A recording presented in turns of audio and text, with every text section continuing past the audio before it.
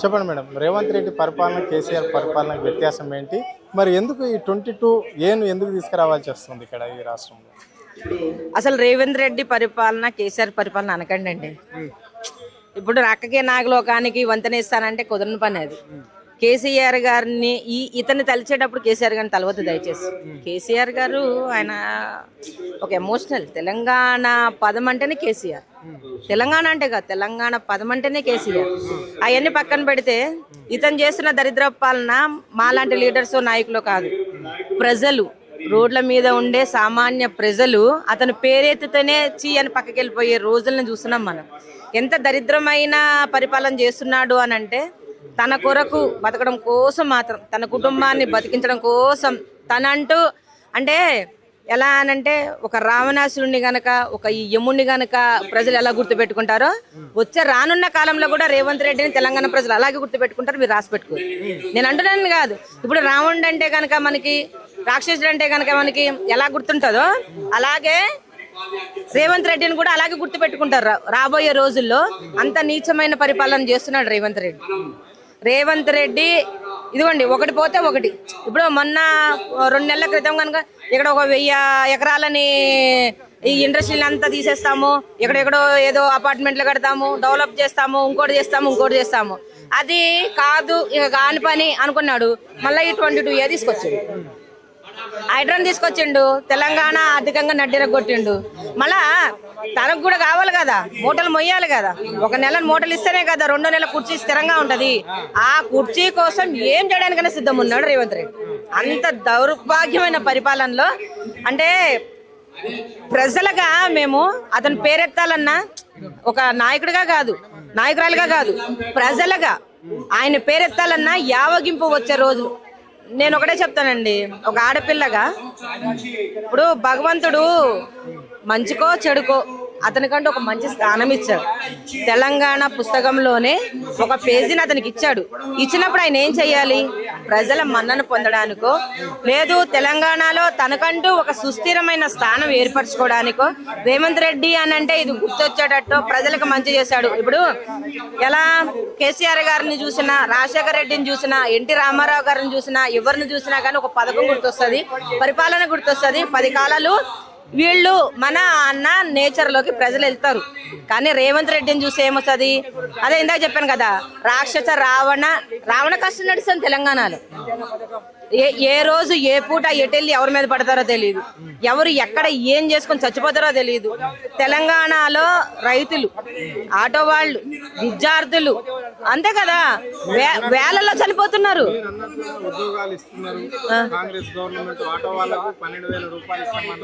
రైతులకు రైతు భరోసా డబ్బులు ఇస్తున్నది, మహిళలకు 6 గ్యారెంటీలు. 6 గ్యారెంటీలలో ప్రధానంగా ఏ స్కీమ్ పైన ముందు పేరు ఉండేది మహిళదే. సరేనండి, ఇప్పుడు కదా ఇప్పుడు ప్రతిపక్ష నాయకులుగా మా వాళ్ళు సవాలు విసిరిరు. నువ్వు గనక, హరీష్ అన్న మొన్నేగా చెప్పాడు, నువ్వు గనక ఏది 6 గ్యారెంటీలు అమలు చేసినట్టు కానీ, రైతు భరోసా ఫుల్ ఫ్లెక్స్గా చేసినట్టు కానీ, ఇంకోటి కానీ చేసినట్టుంటే సవాల్ చేశాడు కదా, మరి సవాల్ స్వీకరించాలి కదా. ఇప్పుడు ప్రజలకు తెలియదా? ఇప్పుడు నాకు కూడా కొన్ని ఎకరాలు ఉంది, మరి నాకైతే రాలేదు. మాకు 100 ఎకరాలు లేదు కానీ కొన్ని ఎకరాలు అయితే ఉంది, రావాలి కదా. కదా, దేవుడు దయకి పెన్షన్లు పెట్టుకునే స్థితిలో అయితే దేవుడు మమ్మల్ని అంటే పెన్షన్ 2000 పెన్షన్ 4000 చేస్తానన్నా. ఇప్పుడు కళ్యాణ లక్ష్మి కూడా బంద్ చేయడానికి సిద్ధమయ్యారు కదా. కళ్యాణ లక్ష్మి మెయిన్ ఎత్తికండి, ఇది కంపల్సరీ మీరు టెలికాస్ట్ చేయండి. కళ్యాణ లక్ష్మి వచ్చిన తర్వాత తెలంగాణలో ఆడబిడ్డలందరూ చదువుకొని పైకి రావడం మొదలు పెట్టారు. ఎందుకంటే కళ్యాణ లక్ష్మి అనేది కంపల్సరీ నీ బిడ్డకి 10th క్లాసు ఉంటే, 10వ తరగతి పాస్ అయి ఉంటే అన్న ఒక లైన్ పెట్టారు. మీకు గుర్తుందో లేదో కానీ ఆ 10వ తరగతి కంపల్సరీ చదివియాలి అని తాండా వాళ్ళు కానీ, కింద స్థాయి వాళ్ళు కానీ, ఇంకొకరు కానీ తమ బిడ్డల్ని స్కూలుకు పంపించడం కానీ ఏదైనా కానీ చేశారు. ఈ 12,000 13,000 ఆడపిల్లలకి మగపిల్లలు పెట్టడానికి ఏంటంటే గవర్నమెంట్ హాస్పిటల్లో ప్రసవాలను పెంచనీకే, నార్మల్ ప్రసవాలను పెంచనీకే, సిజరీలను తగ్గినీకే కేసీఆర్ గారు ఏ చేసినా ఆలోచనతో చేశారు. ఆడబిడ్డలకి అన్ని తానై దగ్గరుండి ఈ కళ్యాణ లక్ష్మిని తీసేసడం పక్కన పెడితే, తులం బంగారం తీసేసడం పక్కన పెడితే, ఏది ప్రతిదీ దీనికి ఇవ్వాలి అమౌంట్, దీనికి ఏమవుతుంది అది ఖర్చు చేయదు. మనకి మూటలు పోయినకి ప్రతి నెల కావాలి కదా. రాష్ట్ర ముఖ్యమంత్రి చెప్తుంది కదా మరి కోటి మహిళలను కోటీశ్వరులు చేస్తారు కదా. కోటి మహిళలను కోటీశ్వరులు చేసేది పక్కన పెడితే ఉన్న వాళ్ళని కొట్టుకోకుండా చూడమనండి. ఎందుకంటే ఇప్పుడు ఈమె కొట్టుకుంటుంది కదా, సురేఖ ఏం పేరు ఆమె పేరు, కొండ సురేఖ గారు కొట్టుకుంటున్నారు కదా. అలా వాళ్ళు కొట్టుకోకుండా చూడండి. తెలంగాణలో కోటి మంది మహిళలు కోటీశ్వరులు చేసే దేవుడు ఎరుగు. వాళ్ళకి ఉన్న ఏ తంపుళ్ళని తీర్చమనండి. ఫస్ట్ అన్ని ఏతులండి, ఎవరో ఏతులు మా మూతులు అంటారు చూడండి, ఆ టైప్ లో ఉంది రేవంత్ రెడ్డి పరిపాలన.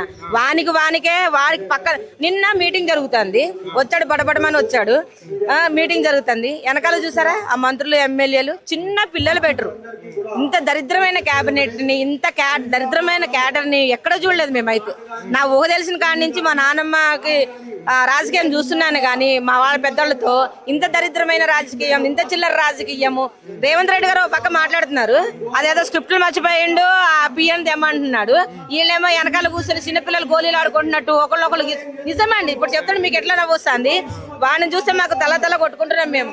ఎట్లాంటి దౌర్భాగ్యమైన పాలన వచ్చిందిరా బాబు, ఏంటిది తెలంగాణ దౌర్భాగ్యం ఏంటి, ప్రజల దరిద్రం ఏంటి. 2034 దాకా నేనే ముఖ్యమంత్రి అంటారు. అవునండి, అప్పుడు కానీ అదే చెప్తలేదా, ఈ నిషేధిత అన్న పేరు ఏదైతే ఉందో తెలంగాణ నుంచి అతను నిషేధం చేసుకునే పరిస్థితుల్లోకి తెలంగాణ రేవంత్ రెడ్డి అయితే వస్తాడు.